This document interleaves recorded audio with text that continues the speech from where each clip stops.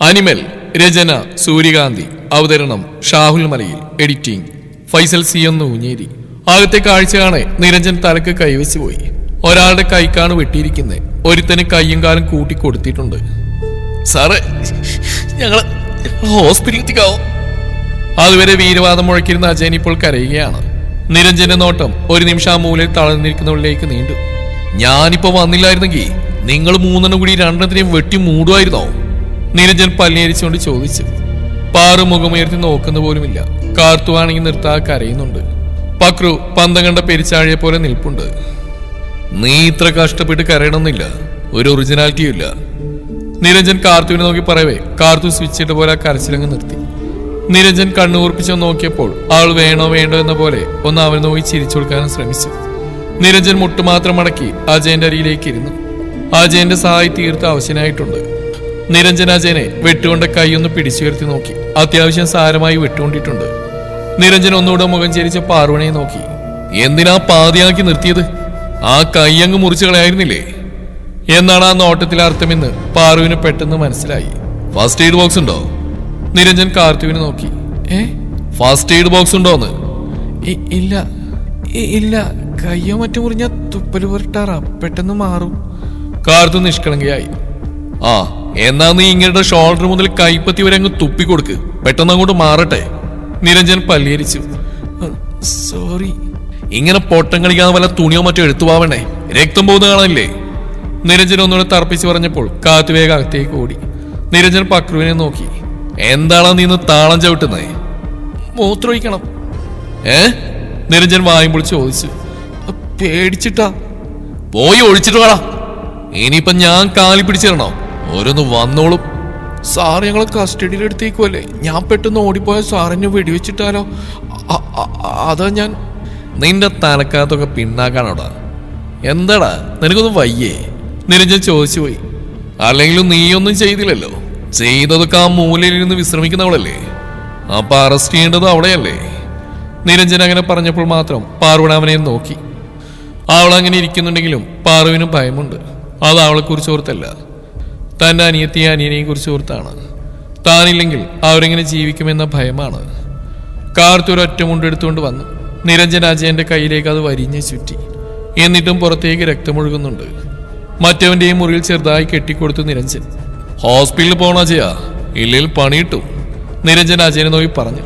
അജയനാകെ വെപ്രാളമായി. വണ്ടി ഓടിക്കാൻ പറ്റുവോടാ? അജയന്റെ സഹായിയോട് നിരഞ്ജൻ ചോദിച്ചു. വയ്യ സാറേ, ഇപ്പൊ വളയം പിടിച്ചാൽ ശരിയാകത്തില്ല. നിരഞ്ജനൊന്ന് മൂളിക്കൊണ്ട് പോക്കറ്റിൽ നിന്ന് ഫോണിന്റെ സ്റ്റേഷനിലേക്ക് വിളിച്ചു. അശോക, താൻ ദിനേശന്റെ കടവരെന്ന് വാ. അത്രയും പറഞ്ഞ് ഫോൺ വയ്ക്കുകയും ചെയ്തു. അശോകൻ എന്താണ് പുതിയ പുകിലെന്നൊരു ഉത്ഭയത്തോടെയാണ് വന്നത്.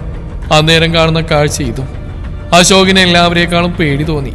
ഒരു മാല മോഷ്ടിച്ചു എന്ന് പറഞ്ഞ് നിരഞ്ജൻ പാറുവിനോട് ചെയ്തൊക്കെ ഇപ്പോഴും അശോകന്റെ ഉള്ളിലുണ്ട്. അപ്പൊ പിന്നെ ഇങ്ങനെ ഒരു കേസ് കിട്ടിയാൽ നിരഞ്ജൻ എങ്ങനെയായിരിക്കും പാറുവിനോട് പെരുമാറുന്നതെന്ന് ഊഹിക്കാവുന്നതേ ഉള്ളൂ. ആ രണ്ടെണ്ണത്തിനെയും ജീപ്പിലേക്ക് കയറ്റി അശോകൻ. വണ്ടിയെടുക്കും മുന്നേ അശോകൻ നിരഞ്ജനെയും നോക്കി. എന്താടോ? പാവം സാറേ, വേറെ വഴിയില്ലാത്തോണ്ട് ചെയ്തായിരിക്കും. അശോകന് ഭയമാണ്. നിരഞ്ജൻ പാറുവിനോട് എങ്ങനെ പെരുമാറുമെന്നോർത്തുള്ള ഭയം. ആ, അതെനിക്കറിയാലോ. അവളെ പോലെ ഒരു പാവയും പഞ്ചായത്തിൽ വരെ കാണില്ല. രണ്ട് തടിമാടന്മാരെയല്ലേ വെട്ടിയിട്ടത്. നിരഞ്ജൻ പുച്ഛത്തോടെ ചിരിച്ചു. താൻ പോവാൻ നോക്ക്, വൈകിയാൽ അവിടെ തലയിൽ കൊലക്കുറ്റായിരിക്കും വരാൻ പോകുന്നത്. നിരഞ്ജൻ പറഞ്ഞപ്പോൾ അശോകൻ പിന്നീട് വാക്ക് തർക്കത്തിന് മുതിരാതെ വണ്ടി മുന്നോട്ടെടുത്തു. അശോകന്റെ ജീപ്പ് കണ്ണിൽ നിന്ന് പറഞ്ഞപ്പോൾ നിരഞ്ജൻ തിരിഞ്ഞ് അവരെ നോക്കി. മൂവരെ ഒരുപോലെ ഉമിനീർ വിഴുങ്ങി നിരഞ്ജനെയും. നിരഞ്ജൻ നെഞ്ചിൽ കൈകൾ പിണച്ചിട്ടിന്ന് മൂവരെയും നോക്കി. അപ്പൊ എങ്ങനെയാ കാര്യങ്ങള്? താങ്കൾ തനിയെ കീഴടങ്ങുന്നോ അതോ ഞാൻ അറസ്റ്റ് ചെയ്ത് കൊണ്ടുപോകണോ? പാറു മിഴികൾ ഉയർത്തി അവനെ നോക്കി. ആ കണ്ണിലൊരു ഇടവപ്പാതിക്കുള്ള വെള്ളം തളം കെട്ടി നിൽപ്പുണ്ട്. അത്രയും ദയനീയമായിട്ടാണ് അവൾ നോക്കുന്നത്. അവന്റെ മുന്നിൽ കെഞ്ചാനും മനസ്സ് സമ്മതിക്കുന്നില്ല. പക്ഷേ തിരികെ കിട്ടിയ ഈ ജീവിതം എപ്പോഴേക്കോ പാറു ആസ്വദിച്ചു തുടങ്ങിയിരുന്നു എന്നതാണ് സത്യം. അതങ്ങനെ ഒരു നിമിഷം കൊണ്ട് അവസാനിച്ചു പോയാലോ എന്ന ഭയവും അവളിലുണ്ട്. എന്തോ അതുവരെ കാട്ടു തീ പോലെ ആളിക്കത്തി നിന്നിരുന്നവൾ പെട്ടെന്ന് തണുത്തുറഞ്ഞു നിൽക്കുന്ന കാണെ നിരഞ്ജന്റെ ഉള്ളിൽ എന്തൊക്കെയോ അസ്വസ്ഥതകൾ കുമിഞ്ഞുകൂടി വന്നു. അവൾ അങ്ങനെ ഒതുങ്ങിക്കൂടി നിൽക്കുന്ന കാണാൻ നിരഞ്ജനൊട്ടും താല്പര്യമില്ല. ഒപ്പത്തിനൊപ്പം നിൽക്കുന്ന അവളോട് പോരടിക്കാനാണ് നിരഞ്ജന് താല്പര്യം. ഏയ്, നീ ഇങ്ങനെ മിണ്ടാ നിൽക്കാതെ മറുപടി പറ, ഇല്ലെങ്കിൽ വായി കിടക്കുന്ന നാവും മുരടിച്ചു പോയാലോ? നിരഞ്ജൻ അവളിൽ നിന്ന് ചൊറിഞ്ഞു നോക്കി. തിരിച്ചു കിട്ടാൻ സാധ്യതയുള്ള ആ മാന്തലിന് വേണ്ടി തന്നെ. ഞാൻ സ്റ്റേഷനോട്ട് വരാം. ഒറ്റ വാക്കിലോട് ഉത്തരം നൽകി. വലിയ ദുരഭിമാനി തന്നെ. വേറെ വല്ലവരും ആണെങ്കിൽ ഇപ്പൊ കാല് പിടിച്ച് കരഞ്ഞേനെ. നിരഞ്ജൻ ഓർത്തു. ചേച്ചിയെ കൊണ്ടുപോകല്ലേ സാറേ? ഇപ്പോൾ കാർത്തു ശരിക്കും കരയുകയാണ്. നേരത്തെ പോലത്തെ കള്ളക്കരച്ചിലല്ല, ശരിക്കും കരയുകയാണ്. നിരഞ്ജനും ആ കണ്ണുനീരടങ്ങിയ സത്യം പെട്ടെന്ന് മനസ്സിലായി. നിരഞ്ജൻ ഒരു അടി കൂടെ മുന്നോട്ട് നീങ്ങി. പാർവണ അവനെ തന്നെ നോക്കി. പക്ഷെ അവന്റെ നോട്ടം കാർത്തിയിലേക്കാണ്. ശരി, നിങ്ങൾ പറഞ്ഞ പോലെ നിങ്ങളുടെ ചേച്ചി ഞാനങ്ങ് വെറുതെ വിടാം, നിരഞ്ജൻ പറഞ്ഞു. പക്രവും കാർത്തും കണ്ണുമീഴ്ച അവനെ തന്നെ നോക്കി. സത്യാണോ സാറേ? കാർത്തു ഒന്നുകൂടെ ചോദിക്കവേ നിരഞ്ജൻ അതേയെന്ന പോലെ തലയാട്ടി. നിരഞ്ജന്റെ തലക്കു ചുറ്റും ഒരു പ്രഭാവലയം രൂപപ്പെട്ട പോലെ ഇരുവർക്കും ഒരുപോലെ തോന്നി. ഒപ്പം ആ കൈക്ക് ഇരുവശവും 2 ചിറകുകളും മുളച്ചിരുന്നു. സാത്താന്റെ മുഖമുള്ള മാലാഖ പക്രുള്ളിൽ പറയുകയും ചെയ്തു. പക്ഷേ എനിക്കെന്തെങ്കിലും ലാഭം വേണ്ടേ? നിരഞ്ജൻ എടുത്തു ചോദിച്ചു. കാർത്തുവും പക്രവും പരസ്പരം നോക്കി. നേരത്തെ മുളച്ചു പൊന്തിയ അവന്റെ ചിറകുകൾ പതിയെ മാഞ്ഞു പോകുന്നുണ്ടോ എന്ന് ഇരുവരും ഒരുപോലെ സംശയിച്ചു പോയി. ചോദ്യം തന്നെ നോക്കിയാണെന്ന് തോന്നിയപ്പോൾ പാറുപതി അവന്റെ മുന്നിലേക്ക് ഒന്നുകൂടെ നീങ്ങി നിന്നു. പറഞ്ഞോളൂ, എന്ത് വേണം? ആളുടെ ചോദ്യത്തിൽ വല്ലാത്ത ഉറപ്പ്. ഉപേക്ഷിച്ചു പോയ ജോലി തുടരണം, പറ്റുമോ? ഒട്ടും പതർച്ചയില്ലാത്ത അവന്റെ ചോദ്യം. പക്ഷേ പാറുവനെ ചുഴിഞ്ഞു നോക്കി. ആ നോട്ടത്തിൽ അവനൊന്നും പതറി. ഉള്ളിലെ കള്ളത്തിൽ അവൾ കണ്ടുപിടിച്ചാലോ എന്നൊരു ചെറിയ ഭയം. നീ പറഞ്ഞ പോലെ ജോലിക്കാരെ കിട്ടാനൊക്കെ വലിയ ബുദ്ധിമുട്ടാ. അവനൊരു മുടന്ത ന്യായം പറഞ്ഞെങ്കിലും എന്തോ അത് വിശ്വാസത്തിലെടുക്കാൻ പാറുവിന് തോന്നിയില്ല. നേരത്തെ അങ്ങേക്ക് ചിറക് മുളച്ചേ കണ്ടായിരുന്നോ പക്രു? കാർത്തു സ്വകാര്യം പോലെ ചോദിച്ചു. അതൊരു 10 നിമിഷം മുന്നേ മാഞ്ഞുപോയി. ഇതിലും ഭേദം അങ്ങേരി ചേച്ചി ജയിലിലടക്കുന്നതായിരുന്നു, പക്രു ദീർഘനിശ്വാസത്തോടെ പതിയെ പറഞ്ഞു. സമയങ്ങളാതെ മറുപടി പറ. നിരഞ്ജൻ അക്ഷമനായി. വന്നേക്കാം. ഒട്ടും താല്പര്യമില്ലെങ്കിലും പാർവതിന് സമ്മതിച്ചു. അല്ലാതെ വേറെ വഴിയില്ല. ആ മറുപടി ഞാൻ കേട്ടപ്പോൾ ആ ഇരുട്ടിൽ അവന്റെ കണ്ണുകൾ വെള്ളാരങ്കൽ പോലും തിളങ്ങി. അത് പക്രവും കാർത്തും ഒരുപോലെ ശ്രദ്ധിച്ചു. എടാ, അങ്ങേരിക്കൊരു ചെറിയ ആട്ടമുണ്ടോ? ചെറുതായിട്ടൊന്നുമല്ല, നല്ല ആട്ടുണ്ട്. 4 കാലിലെ SI സാറ് നിൽക്കുന്നേ. പക്രു എപ്പോഴേ അതങ്ങ് ഉറപ്പിച്ചു കഴിഞ്ഞിരുന്നു. പാറുവിന് പക്ഷേ അതൊന്നും ശ്രദ്ധിക്കാനുള്ള മനസ്സായിരുന്നില്ല അന്നേരം. എന്നാ നാളെ കാലത്ത് പോര്. പിന്നെ കഴിഞ്ഞ വട്ടത്തെ പോലത്തെ സാലറി ഒന്നും പ്രതീക്ഷിക്കണ്ട. ഇപ്പൊ ചെയ്തെന്ന സേവനത്തിന് പകരം ഫ്രീ ആയിട്ട് അങ്ങ് ജോലി ചെയ്തേക്കണം. ആ ബുള്ളറ്റിലേക്ക് കയറുമുന്നേ നിരഞ്ജൻ പറഞ്ഞു. നിരഞ്ജന് പാർവണയോട് മുടിഞ്ഞ പ്രേമാണെന്ന് ഏകദേശം ഉറപ്പിച്ചു നിന്നിരുന്ന പക്രുവിനും കാർത്തിനും ശിരസിലേറ്റ ആണിയായിരുന്നു നിരഞ്ജന്റെ അവസാനത്തെ ആ ഡയലോഗ്. അങ്ങേർക്ക് പ്രേമൊന്നിലടി ചേച്ചി, ഓസിന് പണിയെടുക്കാൻ ആളെ കിട്ടിയ സന്തോഷ. ഒരു നിമിഷം എന്തൊക്കെ സ്വപ്നം കണ്ടു. ഒരു പോലീസ് അളിയനെ കിട്ടിയ നടക്കാൻ കരുതിയതാ. ഇപ്പൊ എങ്ങനെ ഇരിക്കണ്? പക്രു നെടിവീർപ്പെട്ടുകൊണ്ട് പറഞ്ഞു. അപ്പോഴേക്കും നിരഞ്ജന്റെ ബുള്ളറ്റ് ആ ഇരുട്ടിലൂടെ മുന്നോട്ട് ഓടി മറഞ്ഞിരുന്നു. പകലിന്റെ തിരക്കുകൾ ഒഴിഞ്ഞുപോയ ഹൈവേ. നഗരത്തിന്റെ വെളിച്ചം നേർത്ത് ഇല്ലാതായിരിക്കുന്നു. ചുറ്റും കട്ട പിടിച്ച് ഇരുട്ട്. ആ ഇരുട്ടിനെ കയറി മുറിച്ച് നിരഞ്ജന്റെ റോയൽ എൻഫീൽഡ് ക്ലാസിക് 350യുടെ ഒറ്റപ്പെട്ട ശബ്ദം മാത്രം. അവന്റെ ബുള്ളറ്റിന്റെ ഹെഡ്ലൈറ്റ് ഇരുട്ടിനെ ഭേദിച്ച് റോഡിലൊരു പ്രകാശരേഖ വരച്ചു. ആകാശം അന്നേരം മുഖം കറുപ്പിച്ചിരുന്നു. ഭൂമി ഇരുട്ടിന്റെ പുതപ്പ് മൂടിയിരുന്നു. ചെറിയ ചാറ്റൽ മഴയുണ്ട്. കാറ്റ് അവന്റെ ജാക്കറ്റിലൂടെ തുളച്ചു കയറി.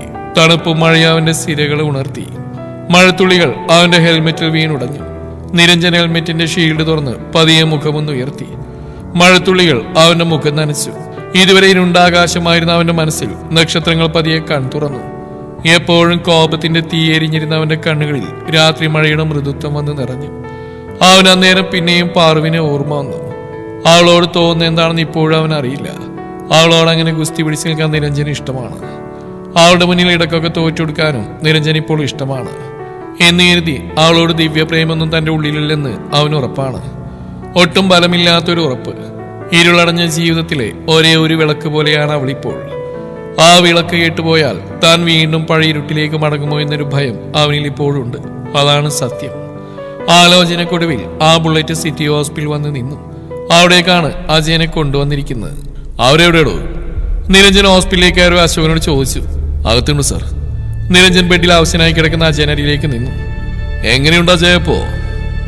കുഴപ്പമില്ല സാറേ, അയാൾ ഭവ്യതയോടെ പറഞ്ഞു. അങ്ങനെ കുഴപ്പമില്ലാതെ ഇരിക്കത്തൊന്നുമില്ലല്ലോ അജയ. നല്ല കീറാണല്ലോ അവൾ കീറിയത്. നിരഞ്ജൻ അല്പം പരിഹാസത്തോടെ ചോദിച്ചു. അവള് വെറുതെ വിടരുത് സാറേ. 1000 എണ്ണം കെട്ടവള് കൊല്ലാൻ വേണ്ടി തന്നെ വെട്ടിയതാ. അജയന്റെ കണ്ണിൽ പകയെരിഞ്ഞു. കേസെടുക്കാനാണെങ്കിൽ വീടുകാരെ ആക്രമിച്ചതിന് ഒരു പെണ്ണിനെ കയറി പിടിക്കാൻ ശ്രമിച്ചതിനും കൂടി തന്റെ പേരിൽ കേസ് ചാർജ് ചെയ്യണ്ടേ? നിരഞ്ജൻ ക്ഷമയോടെ ചോദിച്ചു. ഓ, അപ്പൊ സാറ് അവളുടെ ഭാഗത്താണല്ലേ? അജയന്റെ മുഖം മുറുകി. ആണെങ്കിൽ നിരഞ്ജൻ കൈകെട്ടിന്ന് ചെറിയൊരു ചിരിയോടെ ചോദിച്ചു. ആണെങ്കിൽ ഇനി എനിക്കറിയാം സാറേ എന്താ വേണ്ടെന്ന്. അവളൊരു കുഞ്ഞു പോലും അറിയാൻ തീർക്കാൻ എനിക്കറിയാം. അജയൻ പറഞ്ഞു നിർത്തവേ അവനെ ആയിട്ടിരിക്കുന്ന ബെഡ്ഷീറ്റിൽ പൊതിഞ്ഞെടുത്ത് നെഞ്ചത്തൊരു റീത്തും തലഭാഗത്ത് 2 ചന്ദനത്തിരിയും കത്തിച്ചു വെക്കാൻ തോന്നി നിരഞ്ജന്. എന്നാൽ അവൻ ആത്മസംയമനം പാലിച്ചു. ഇനി ആ വഴി പോകണ്ട അജയ, അതത്ര നല്ലതിനല്ല. നിരഞ്ജൻ താക്കീതോടെ പറഞ്ഞു. അത് ഞാൻ നോക്കിക്കോളാം സാറേ, ചുമ്മാ വരട്ടാതെ. അജയൻ കൂസില്ലാതെ പറഞ്ഞു. തൊട്ടടുത്ത നിമിഷം നിരഞ്ജൻ അവനെ ഒറ്റ കൈ കൊണ്ടിട്ടിരിക്കുന്ന ഷർട്ടിൽ കുത്തിപ്പിടിച്ച് ആ ബെഡിൽ നിന്നെടുത്ത് മുഖത്തോട് മുഖം അടുപ്പിച്ചു. മോനെ, പറഞ്ഞാ മനസ്സിലാവില്ല നിനക്ക്. അവള് ചെറുതായിട്ടൊന്ന് പോറി വിട്ടിട്ടേ ഉള്ളൂ. പക്ഷെ എന്റെ കാര്യമല്ല, തീർത്തു വിടും ഞാൻ, പറഞ്ഞേക്കാം. നിരഞ്ജന സ്വരം മുറുകി. അവന്റെ മുഖത്തെ പേശികൾ വലിഞ്ഞു, കണ്ണുകളിൽ ചോര വളർന്നു. ഇത്തവണ അജയൻ ഭയപ്പെട്ടു. ആരും ചോദിക്കാനോ പറയാനോ ഇല്ലാത്തൊരു പീറപ്പെണ്ണ്, അങ്ങനെയാണ് പാർവണയെ അന്നേരം വരെ അജയൻ കണക്കാക്കിയുള്ളൂ. പക്ഷെ അങ്ങനെയല്ലെന്ന് തോന്നുന്നു. മുന്നിൽ നിൽക്കുന്നവൻ അവൾ ആരൊക്കെയാണെന്ന് തോന്നുന്നുണ്ട്. അല്ലാതെ ഇതിന് മാത്രം രോഷം കൊള്ളുന്ന എന്തിനാണ്? നിരഞ്ജൻ കൈ കുടഞ്ഞെറിഞ്ഞു. അജയൻ ആ ബെഡിലേക്ക് തന്നെ വീണു. മുഖമൊന്നുയർത്തിയപ്പോൾ എതിരെ നിൽക്കുന്ന അശോകനിൽ നിന്ന് കണ്ണുടക്കി. കണ്ണിൽ അത്ഭുതം നിറച്ച് നോക്കിയാണ് അശോകൻ. പക്ഷേ നിരഞ്ജൻ അയാളെ വല്ലാതെ ശ്രദ്ധിക്കാൻ പോയില്ല. ഡോ, വലിയ പ്രശ്നങ്ങളൊന്നും ഇല്ലെങ്കിൽ ഡോക്ടർ ഡിസ്ചാർജ് ചെയ്തിടാൻ പറ. ഇവനെ പോലുള്ളവരൊന്നും ഗവൺമെന്റ് ചെലവിൽ ചികിത്സിക്കേണ്ട കാര്യമില്ല. ഗവൺമെന്റ് റിവോൾവറിൽ ഒരു ബുള്ളറ്റ് ഇവനൊക്കെ വേണ്ടി മുടക്കാൻ പാടൂ. നിരഞ്ജൻ ഒരിക്കൽ കൂടി അജയനെ രൂക്ഷമായി നോക്കി. ആ നോട്ടത്തിന്റെ അർത്ഥം എന്താണെന്ന് വ്യക്തമായി മനസ്സിലായ അജയന്. വെറും പറച്ചിലല്ല, എതിരെ വന്നാൽ കൊന്നു കളയുമെന്ന് തന്നെയാണ് അതിന്റെ ധ്വനി. ചില കാര്യങ്ങളെല്ലാം നിരഞ്ജനുമായ അഭിപ്രായ വ്യത്യാസം ഉണ്ടെങ്കിലും ഇപ്പോൾ അവനിൽ നിന്നുണ്ടായ പ്രവൃത്തിയിൽ അശോകനും തൃപ്തിയാണ്. ഏടാ മോനെ, നീ ഒന്ന് ഉറങ്ങാൻ നോക്ക്. ഗീത അവനെ സമാധാനിപ്പിക്കാൻ ശ്രമിച്ചു. ഇല്ല ഇല്ല അമ്മ, അമ്മ പോയി കിടന്നു. ഇനി എനിക്ക് ഉറക്കം വരില്ല അമ്മ, ഉറക്കം വരില്ല. ജിതിൻ കരയുകയാണ്. ഒരു സ്വപ്നം കണ്ടതിന് ഇങ്ങനെ കിടന്ന് കരയണോ നീ? ഗീതക്ക് ചെറുതല്ലാത്ത ദേഷ്യം വന്നു. വരാതിരിക്കുക പിന്നെ. 1.5 മണിക്കൂറായി ചെറുക്കൻ ഈ കരച്ചിൽ തുടങ്ങിയിട്ട്. അവന്റെ പാർവണയെ ആരോ ഉപദ്രവിക്കാൻ ശ്രമിച്ചു എന്ന് പോലും. ഏടാ മോനെ, അവള് നിന്നെ ഒഴിവാക്കി പോയതല്ലേ, പിന്നെ എന്തിനാ നീ ആ എണ്ണം കേട്ടവളെ കുറിച്ച് ഓർത്ത് കരയുന്നേ? അവളോട് പോവാൻ പറയടാ, മോനിക്ക് അമ്മ കണ്ടുപിടിച്ചു തരാം, നല്ല മണി പോലുള്ള പെമ്പിള്ളേരെ. ഗീത അത് പറഞ്ഞതേ ഓർമ്മയുള്ളൂ. ജിതിൻ അവരെ കഴുത്തിൽ കുത്തിപ്പിടിച്ച് ആ ചുമരിലേക്ക് കയറ്റിയിരുന്നു. എന്താ നിങ്ങൾ പറഞ്ഞോളെ? എന്റെ പാറുക്കുട്ടി ഒഴിവാക്കാനോ? എന്റെ ഭാര്യ അവള്, ഞാൻ താരിട്ട് എന്റെ പെണ്ണ്, എന്റെ പ്രാണൻ. അറിയോ നിനക്ക്? അതുവരെ ശാന്തനായി നിന്ന ജിതിൻ ഒരു അഗ്നിപർവ്വം കണക്കെ പൊട്ടിത്തെറിച്ചു. ഗീത അവന്റെ കൈ വിടിവിക്കാൻ ശ്രമിച്ചുകൊണ്ട് പറഞ്ഞു. ഗീത അവന്റെ കൈ കരുത്തിൽ ശ്വാസം കിട്ടാവെന്ന് പിടഞ്ഞപ്പോഴാണ് ജിതിന് പരിസരബോധം വന്ന്. ജിതിൻ കൈകൾ അയച്ചു. അയ്യോ സോറി അമ്മേ, ഞാൻ അറിയാതെ. അമ്മ, അമ്മയ്ക്കെന്തെങ്കിലും പറ്റിയോ? സോറി അമ്മേ, അമ്മ സോറി സോറി. ജിതിന് അവരെ നോക്കി ഉറക്കെ കരയാൻ തുടങ്ങി. തന്റെ അമ്മയോട് താൻ അങ്ങനെ പെരുമാറിയല്ലോ എന്ന കുറ്റബോധം അവന് വേദനിപ്പിച്ചു. ഗീത കഴുത്തിൽ പിടിച്ചുകൊണ്ട് ഉറക്കെ ചുമച്ചുകൊണ്ടിരുന്നു. 5 നിമിഷം കൂടെ വൈകിരുന്നെങ്കിൽ തന്നെ മണ്ണിട്ട് മൂടാമായിരുന്നു തോന്നിപ്പോയി ഗീതക്ക്. അമ്മയ്ക്ക് വെള്ളം വേണോ? വേണ്ട മോനെ, ജീവൻ തിരിച്ചു തന്നെ വലിയ ഉപകാരം. അത്രയും പറഞ്ഞോടവർ കിട്ടിയ തടിയും കൊണ്ട് സ്വന്തം മുറിയിലേക്ക് പോകാൻ തുനിഞ്ഞു. ഗീത എഴുന്നേറ്റുടനെ ജിതിൻ അവരുടെ കാലിലേക്ക് അങ്ങ് വീണു. എന്നോട് ദേഷ്യമാണോ അമ്മേ? സോറി അമ്മേ, അമ്മയുടെ ചിത്തൂട്ടം പാവല്ലേ അമ്മേ. 19 വയസ്സായ ഒരുത്തൻ കാൽ വീണ് പട്ടി മൂങ്ങുന്ന പോലെ മോങ്ങുന്നതാണ്. ഗീതാകെ ചിന്താകുഴപ്പത്തിലായി പോയി. മോനെ എഴുന്നേൽക്ക്, അമ്മയ്ക്ക് പരാതിയൊന്നുമില്ല. ആരൊരു വിധാനം പിടിച്ചെഴുന്നേൽപ്പിച്ചു. പിണക്കൊന്നുമില്ലല്ലോ, സത്യമല്ലേ?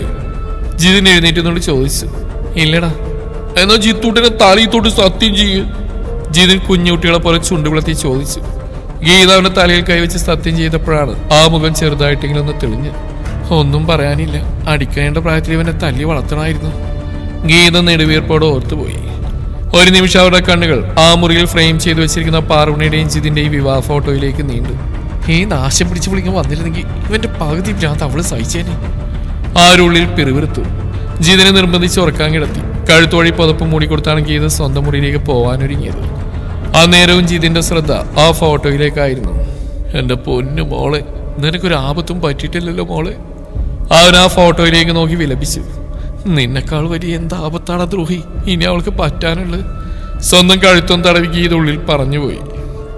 രാവിലെ തന്നെ കഥക് പൊളിഞ്ഞു വീഴും വിധമുള്ള മുട്ടി കേട്ടപ്പോൾ തന്നെ നിരഞ്ജൻ ഉറപ്പിച്ചു, ഇന്നലെ പറഞ്ഞേൽപ്പിച്ച കക്ഷി ഹാജരായിട്ടുണ്ടെന്ന്. ആ കഥകങ്ങ് തുറന്നപ്പോൾ പ്രതീക്ഷിച്ച വ്യക്തി തന്നെ വാതിൽക്കൽ നിൽപ്പുണ്ട്. ആ മുഖവും വീർപ്പിച്ച് കെട്ടി എളിയിലും കൈകുത്തിയുള്ള നിൽപ്പ് കണ്ടപ്പോൾ നിരഞ്ജന് ചെറുതായി ചിരി വന്നുപോയി. അങ്ങനെ ഇങ്ങനെയും വരാത്തതാണ് അവൻ ആ ചിരി. നിരഞ്ജൻ കീഴ്ച്ചുണ്ട് കടിച്ചു പിടിച്ച് ആ ചിരി അവൾ കാണാതെ അടക്കി പിടിച്ചു. എന്നിട്ട് അവൾ അത് കണ്ടു എന്നുള്ളതാണ്. മാറങ്ങോട്ട്, രാവിലെ തന്നെ വഴിമുടക്കി മലവരെ നിൽക്കുക. പിറുപിറുത്തുകൊണ്ട് മിന്നൽ പോലെ അവൾ അങ്ങ് അകത്തേക്ക് പോയപ്പോൾ നിരഞ്ജൻ വീഴാതിരിക്കാൻ ആ വാതിലിൽ പിടുത്തമിട്ട് പോയി. അപ്പോഴേക്കും അടുക്കളയിൽ നിന്ന് തട്ടുമുട്ടും കേട്ടു തുടങ്ങിയിരുന്നു. ദൈവമേ, ഇവളീ വീട് പൊളിക്കോ? നിരഞ്ജൻ ഓർത്തുപോയി. തുടരും ഈ കഥയുടെ ബാക്കി ഭാഗം നാളെ ഇതേ സമയം.